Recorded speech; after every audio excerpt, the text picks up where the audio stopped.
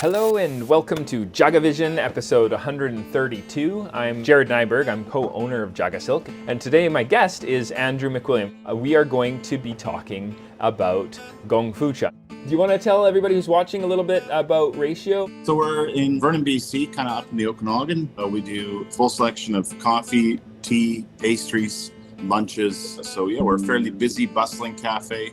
And we are known for sure for our high quality pastries and coffee and tea.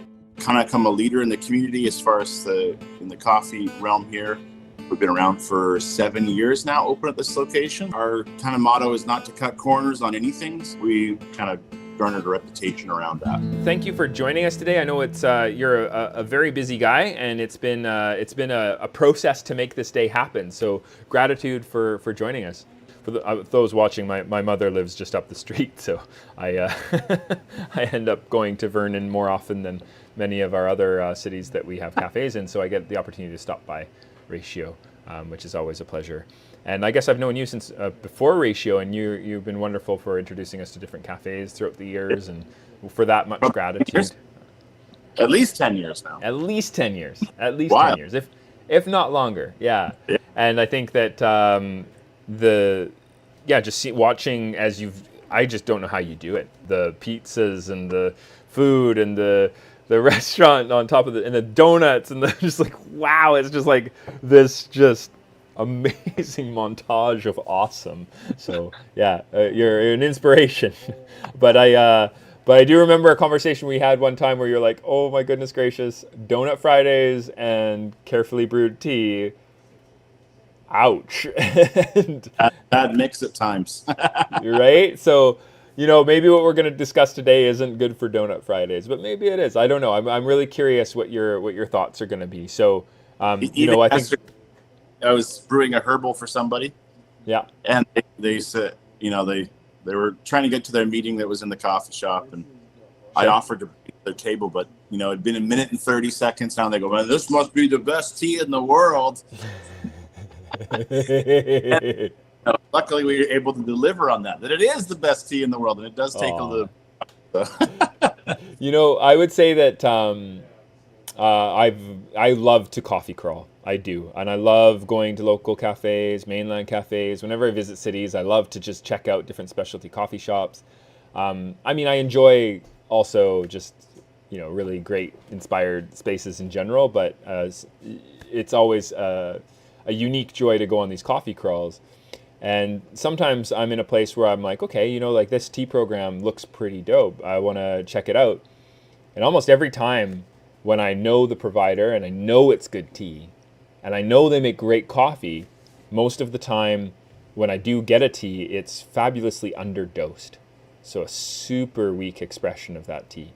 And it's really unfortunate to me because, it's like one of those, they talk about in the coffee industry a lot too, where you go to a really nice restaurant and you have an amazing meal and then you order a coffee and at the end it's just very poorly executed.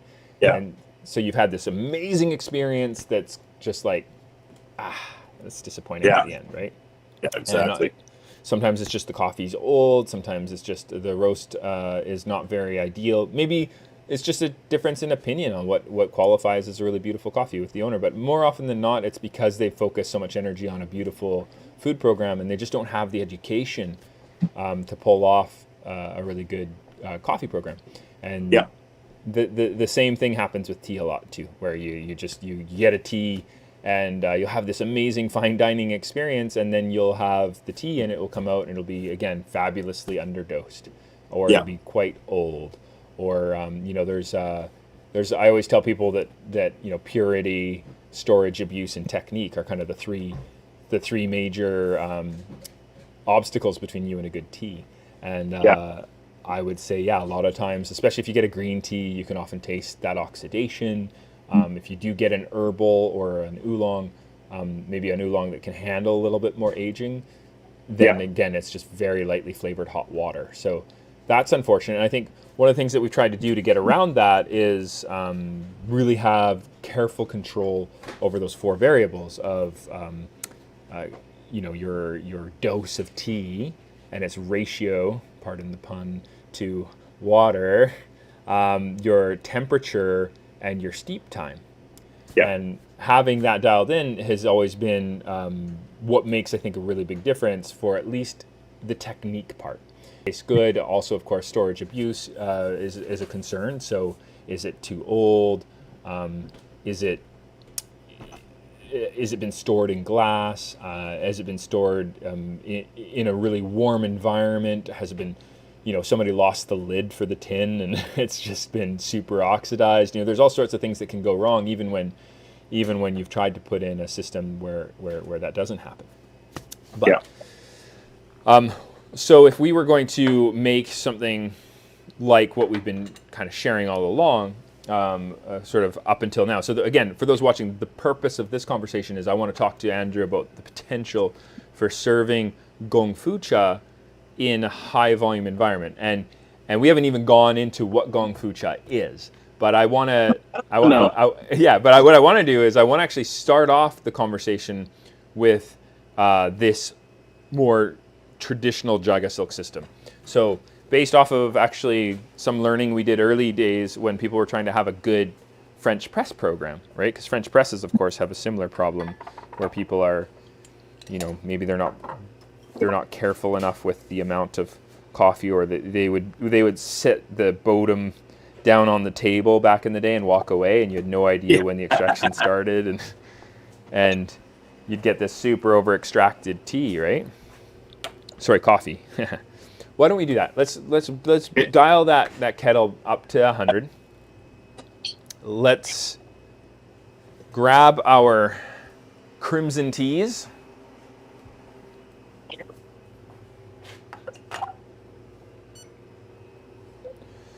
So I'm going to kind of move my setup so you can see my scale. Sure. I kind of have a weird scale today too. I have a bakery scale, so it's not very. Okay, I'm into this. This is not. Oh. I'm in our upstairs bakery, so this is not what we use down in the cafe. I just didn't want to steal one of our precious scales. Yeah, scales while we're in service down there. So. Yes, because you are busy. So. Normally what we would do is we would do a 3.5 gram dose, or 3 gram dose for 180, 3.5 grams for 210. In this glass teapot, I'm going to be able to fit 210. Are you going to brew in a jar there, Andrew? Yeah, I'm going to go. I got 3 grams 180 is my instructions. Okay, so you're going to go 3 grams 180? That sounds like a plan. And we're just going to see what that tastes like. So, you know what? I'll just copy you. One of the things I do personally whenever I'm brewing is I really try to find a brewing vessel that's a little bit on the smaller side. I like 180 as my maximum brewing volume, because you can always, and actually what we're about to do, you're going to find a lot more utility, I think, in these 180 mil teapots. But anyway, before I go too far, let's go old school. So we have we've dosed for the brewer. And again, for those watching, if you have a larger pot that you're brewing in, really you should be using more tea so that you don't have any empty space in the top of the brewer, if you can. But sometimes it's just good to just rock a small dose in a small amount of water and just understand that it's not as ideal.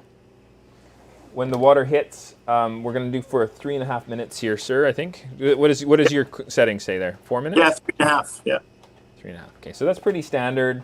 Oh, wow. That's really stuck in there. Can't get my timer out. There we go. I actually, it's too bad. I have the exact same little teapot downstairs. Right, as me. Yes, you do. Yeah. But I don't actually tell you what I need until we start brewing, right? So I was just up here where we have a all good. Okay, so I've set my timer, 3.5 minutes, and I'm brewing away. So that's gonna, we can kind of put that off to the side because 3.5 minutes is quite a long time, right? So you can, I tell people when I'm doing training sessions in cafes, I'm like, it's pretty hands off from here.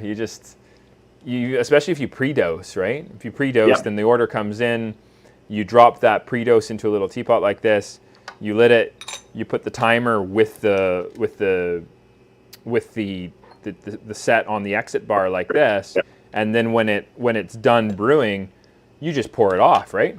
And you're in a good place. It's easy. One thing, a little hack we have now, Jared, is those two, the Time More kettles that we were both using there. This is a fellow, I think. Are you? Fellow. Okay. Yeah, fellow. Okay. We use two of them now, so we have two of them side by side. One we keep at a 60, and one we keep at about 90, 95. So then we have the black tea, we just crank it, and it heats up in seconds to that 100. It's a smart move. It's what we do for service too. We're ready to go for the greens. Yeah, the matcha, which is probably your more dominant service drink. Yeah, exactly. And then your senchas here and there, right? Even senchas these days, I have you doing fast bar senchas, so you're doing 90 degrees for them, 90 right? degrees for fast bar, yeah.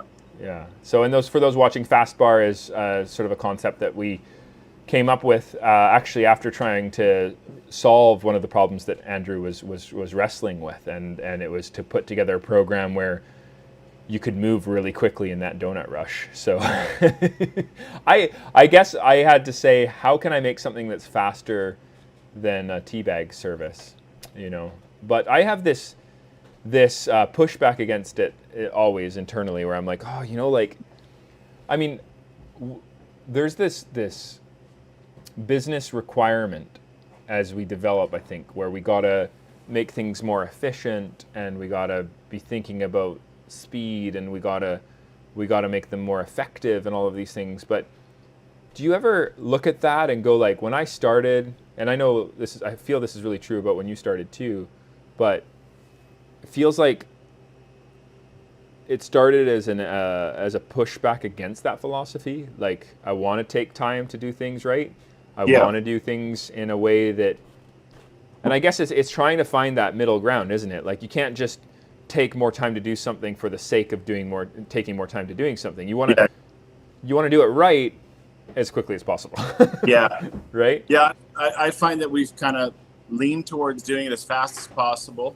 Mm-hmm. But just the things we use to make our tea, like the strainers and the everything, leads people to ask questions. They go, "Oh, that's a different way of making tea I've never seen." Right. And then you're able to kind of open the door to, we use like a really amazing tea from Victoria, and there's a story behind each of these teas, and then it kind of leads from there. So, right. And I guess there's an opportunity to kind of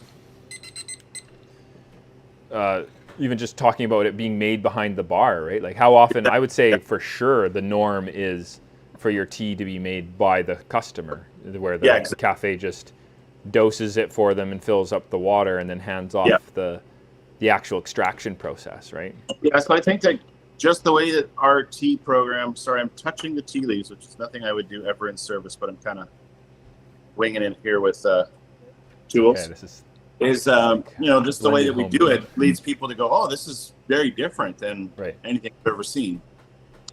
And so usually, and then even with our fast bar teas, like this, like our Earl Grey fast bar tea, people just lose their minds on how good it is.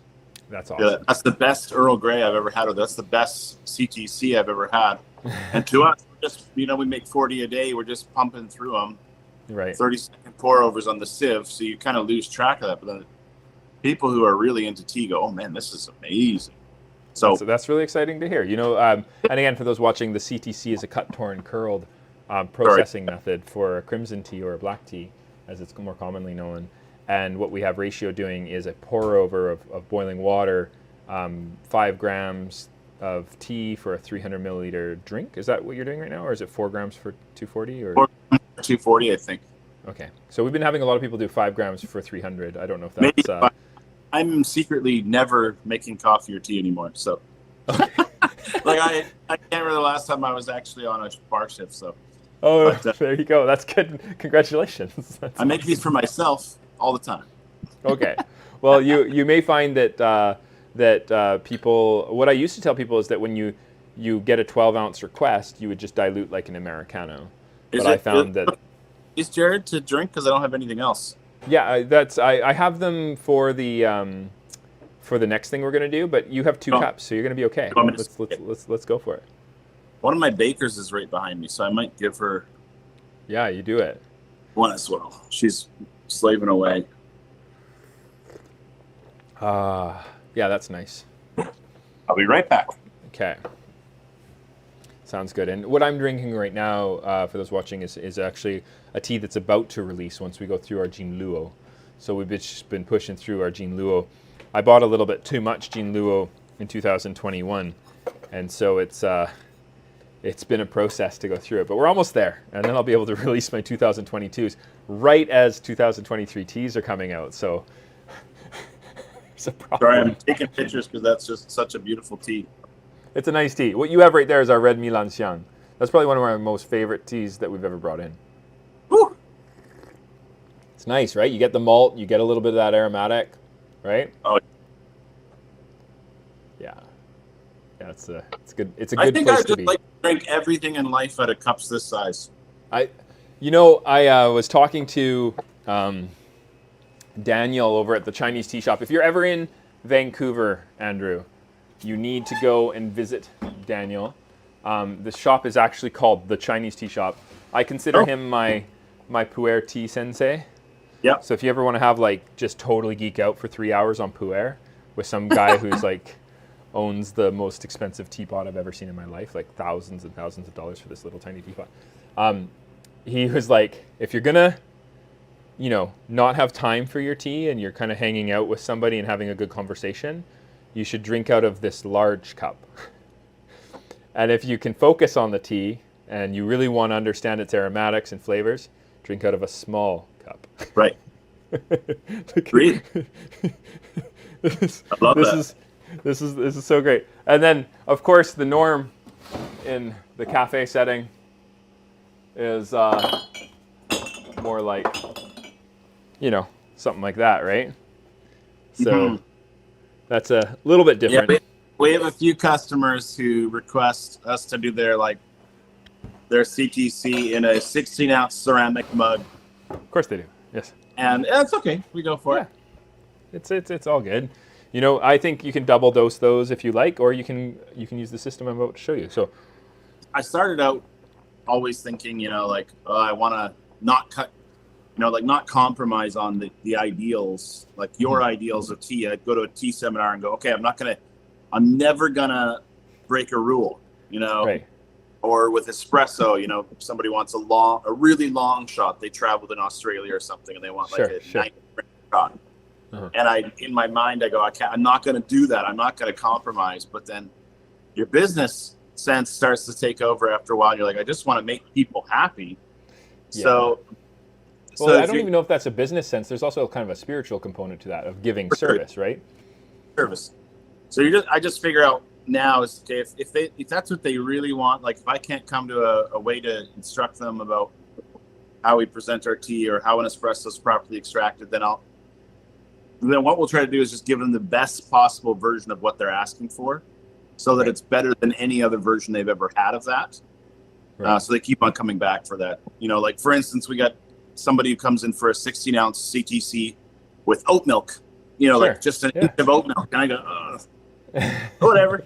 But they love it. It's the best thing they've ever had. So the reality is that as much as it's a disappointment to have, under extracted tea be the norm, if it's something you're actively searching out and you really enjoy it, then who's to judge? That's actually awesome. It's okay, and what does under extracted even mean? It's totally a judgment call, right? So, I think that when we were even trying to identify what the correct dose should be for our matcha, that was a challenging one. And I don't know if you read, I did an article recently in our Tea Week newsletter about managing cost and dosing. What should we be dosing, Yes. And so a 1.5 gram shot of matcha is going to be 25% less cost, and it might even taste better. Personally, I was introduced to this concept with coffee too, where I had I think it was Sam Jones actually back in the day from 2%, and he was like, how many times do we drink a double shot espresso and not finish it because we're drinking it for quality control, but we're taking sips and then we move on, right? Because if we drink it too many of them, we're just going to get overloaded and loopy and all this stuff, right? So what he does is he drinks single shots and then he finishes them no problem. And Right. it's at least at this time. I don't know if he still does that. We're talking like 16 years ago. Yeah. But I remember that had a big effect on me. And then I do that to this day. Like I way prefer to drink a single shot espresso because I feel like I can taste more. I know it's less and it's not as like rich as the Pacific Northwest standard of that double shot, that creaminess, all that stuff. But like, I feel like I'm getting more out of it. I think that it's like, when you have too much sugar in something or too much salt in something, it just overwhelms your sensors on your tongue, and you just can't. It just all kind of hits for sure. almost too hard, right? So and we all have different sensitivities. Sorry, go ahead. I drink small amounts of coffee throughout the day, like little cups, just 5 to 6 times a day. I love doing that. 12-ounce mug, whatever. So. Well, when I was on the Tea Society, the International Tea Appreciation Society's live stream, we did a 24-hour live stream in 2020 as a sort of a replacement for the in-person festival that had happened every year before that. And we had guests on from origin in China, India, Japan, and it was really, really, really fun. And I almost died because I was I was co-host for the entire 24 hours, but it was awesome, and it was such an inspiration. And I just remember that almost every person I had tea with that was, from China or was doing these specialty shops in Vancouver or in Montreal or what have you, everybody was drinking their tea Gongfucha style, like everybody. And not that I want to like bow down to peer pressure or anything, but I was just like, it's amazing to me just how normal the Gongfucha was for everybody, and how easy it is too. So this style of making tea, and so that actually might be a great segue into making it. So there's the essentially what I need you to do is I need you to weigh out, let's say 4 grams of your red milanxiang. Can I get the so what are you weighing? Are you doing the lid here? Oh, right. Sorry. So there's the base here, and there's the lid that I put off to the side.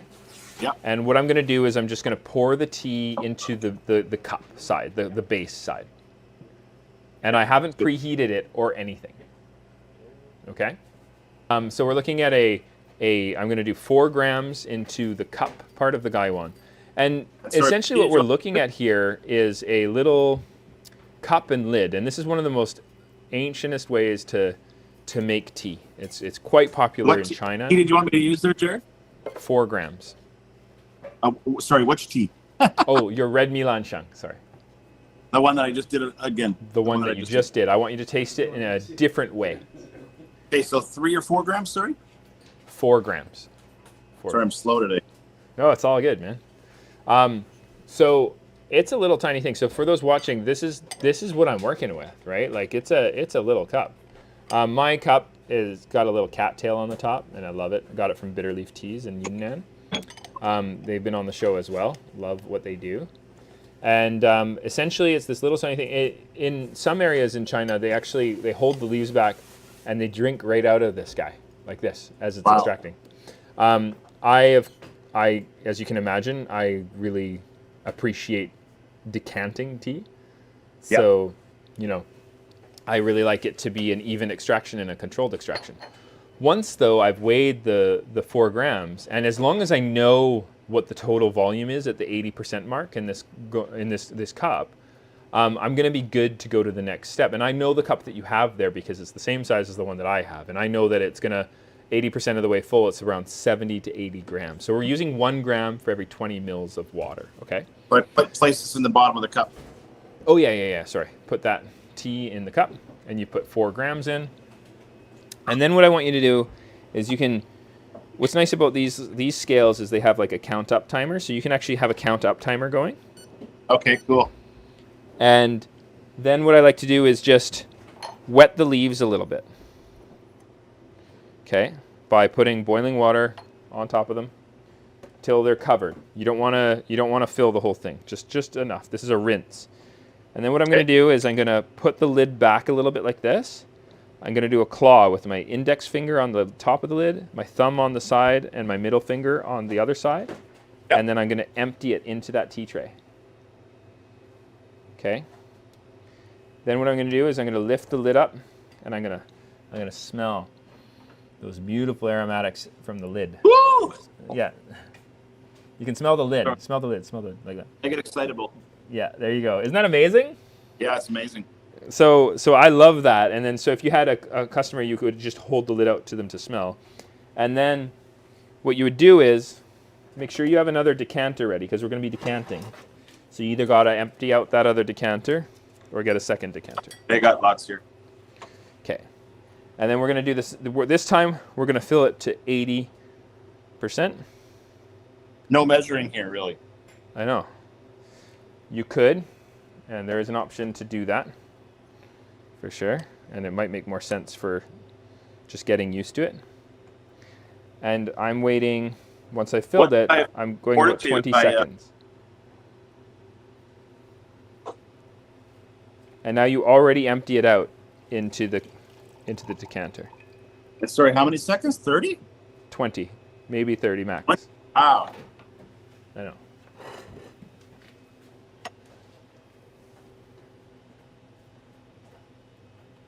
There you go.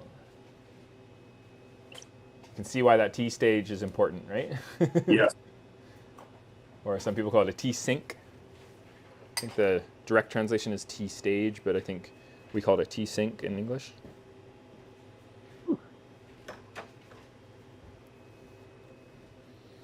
And super aromatic.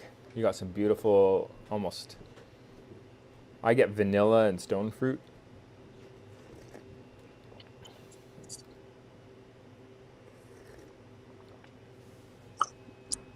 How nice is that? Much different too, eh? Isn't it fascinating? Mm-hmm. Oh man, such a different characteristic that comes out of there. I find that I'm just getting, by curating a moment in its flavor extraction, I'm just getting so much interesting texture, flavor, smell. I just love this way of making tea. And so what I do at the tea bar, Andrew, is I give out thermoses of boiling water with a temperature dial on the thermos. And then I give out a tea stage, a gaiwan, and a decanter and a little cup. And the customer, you make the first steep for them. And then second steep onwards, you tell them to keep adding 20 seconds. They just use their phone. And then they're brewing their steeps from then on. And it really helps to build confidence in the customer that they can brew their own tea. Some people would like you to brew for them, and that's fine too. You can just go over with some hot water and brew another brew. Is it losing heat the whole time though as well? Well, if the thermos, I like to have a temperature dial on that so that if it drops below 95 degrees, then I'll replace it with hotter water for them. You have one of the thermoses that I can see? Yeah, so I choose between these two.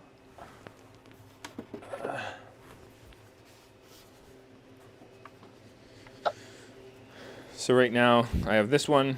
It has the temperature dial on the side. Oh, that's cool. And then I have this one. The battery just died, but you tap the top and it shows you the temperature dial. And this one I actually got branded. That is cool. So those I've been experimenting with, and that's been really interesting. I've been getting a really positive response from customers. Yeah. But for to-go customers, I still want them to have this beautiful experience. But do you have a third decanter? I do. Okay, amazing. Why don't we brew another brew? Because you can actually get about 7 or 8 infusions out of these leaves using this method. So we're going to add 15 more seconds. So I'm going to do a total of, I'll do more like 50 seconds or 40 seconds. So I'm going to brew a little longer.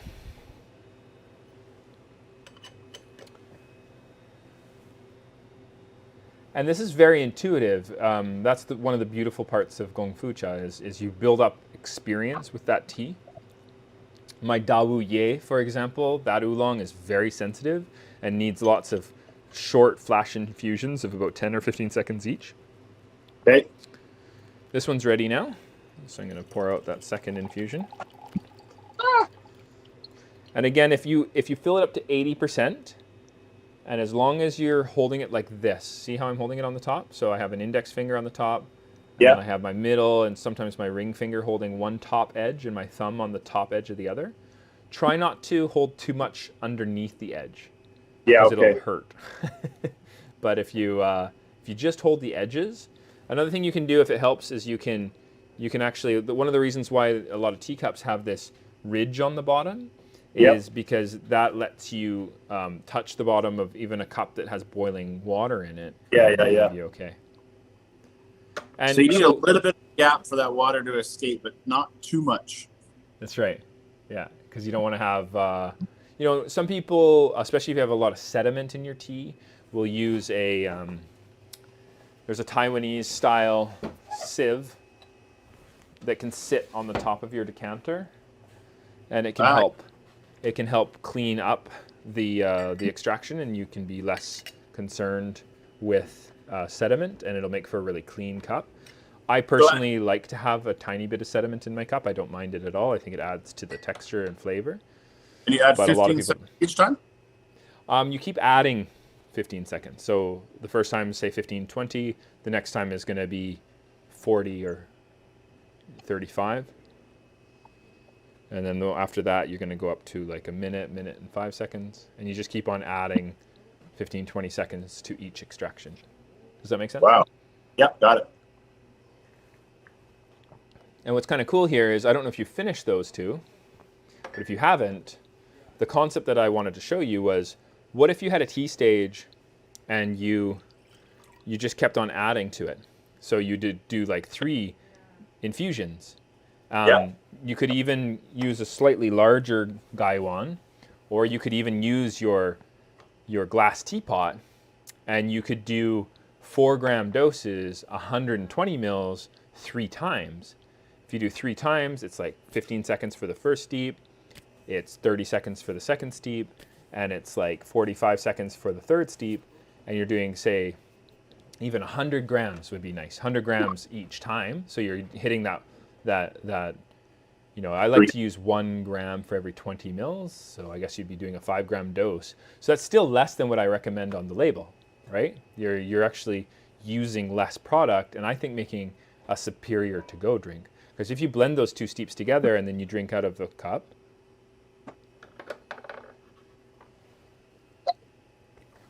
I'm going to try this one. This is my 4th steep now. So amazing. Okay. Minute and 20, is that about right? 20 seconds? Yeah, that sounds good to me. Sounds good to me. And I love drinking tea this way when I'm doing office work. I just set up a tea stage. I have a kettle, and then whenever I want a little bit of tea, I just add more hot water, and depending on where I'm at, I often make it by feel. And you just kind of hang out with it, and it's like, okay, tea's ready. And it's your moment to just sort of pause from your data entry. Yeah, it's and emails. You know?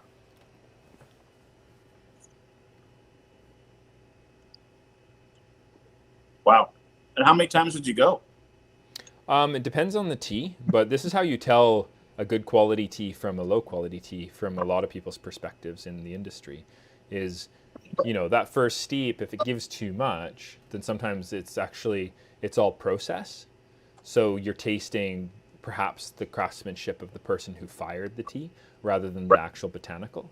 When you get into later infusions, you start to taste the quality of the leaf. The leaves just get bigger and bigger too. It's fascinating, isn't it? Yeah. Yeah. And so this way of brewing in small, 70 to 100 milliliter teapots or gaiwan is this is like a large pot. Right. Oh yeah.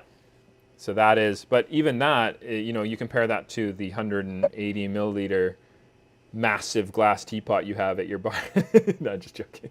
You know, this is 120, and with Gongfucha, I would say that 120 is sort of on the larger side that you would like, and it's actually better to have something that's more like this size.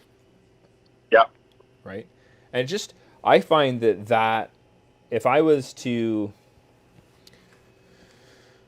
do something really special, I think I would go into Gongfucha because it's such a special way to have tea. Like it just feels so amazing, and the flavors and the textures and the aromas, like it's so next level, you know? And to be able to do this, it's kind of like, you know, in coffee, they talk about the pulse method for a pour over, right? It reminds me of that in terms of time that you're spending on making the drink. I think it's like doing a pulse method pour over. Yeah, for sure. Right, and you could get away with just 3 infusions if you wanted to.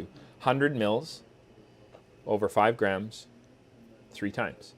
Yep. First steep's about 15 to 20 seconds. Second steep's about more like 30 to 35 seconds. I like your idea of customers doing this because then they get to enter into the ritual of it, right? Right? So like for here service, it would just be so cool to do this. And fast bar can be fast bar, right? But for here service, it's just so interesting to do this. But even to goes, to be able to do this to go and do that layered, you know, 3 steeps in the decanter. I know that when they feel like they're getting the most special to go drink ever. Right? And it's just, you know, you could do this very easily using a mason jar brewer or like a measuring cup and a sieve and stuff. But like to have the tea sink and to have like the gaiwan and to just do this and like do it properly is just so dope. You know? Cool. I am going to be doing something different today. So JagaVision is always a conversation with some awesome guests. Sometimes it's just a conversation with myself, but always over tea. There's some really interesting insights. I really encourage you to go back in time on our YouTube channel and check out the archived episodes, 131 weeks of them to precede this. Check it out. Let us know what you think in the comment section, all that fun stuff. But this time we're actually going to break up the episode into 2 parts. So when you're done this section, join us for the next section.